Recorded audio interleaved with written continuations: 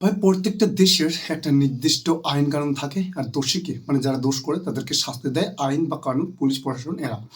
কিন্তু আমাদের দেশে যতদিন পর্যন্ত এই যে নতুন সরকার এসেছে, শুভেন্দু অধিকারীর সরকার বা বিজেপি সরকার, ততদিন পর্যন্ত আমাদের ভাই দেশে আইন কানুন বলতে কোনো জিনিস নেই।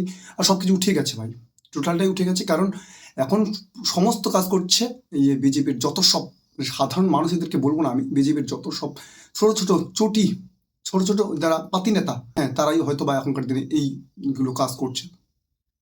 ভাই প্রত্যেকটা সবাইকেই, যারা ভোট দিয়েছেন বিজেপি তারাও আর যারা দেননি তারাও, সবাইকেই একটা মনে রাখা উচিত, যত বড়ই দোষ করুক না কেন, যাই দোষ করুক না কেন, পাবলিক তাকে শাস্তি দেবে না, তাকে আইন কানুন প্রশাসন যতটা সম্ভব, যা যা সম্ভব আইন কানুন তাকে শাস্তি দেবে। কিন্তু এখনকার দিনে প্রত্যেকটা ভিডিও, মানে বেশিরভাগটা ভিডিও ভাইরাল হয়, তো প্রত্যেকটা ভিডিও এরকম দেখা যাচ্ছে যে পাবলিক বা সাধারণ মানুষের উপরে ছেড়ে দিয়েছে, যা করবে করবে, কোনো কোনো কিচ্ছু নেই।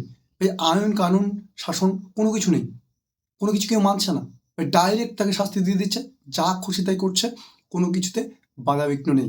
তো দেখুন এখানে একটা শিক্ষককে কিভাবে এরা টর্চার বা অত্যাচার করছে। হ্যাঁ আমি মানছি অপরাধ করেছে, মানছি চুরি করেছে, মানছি যা কিছু দোষ করেছে, তাকে আইনের হাতে তুলে দেওয়া উচিত ছিল।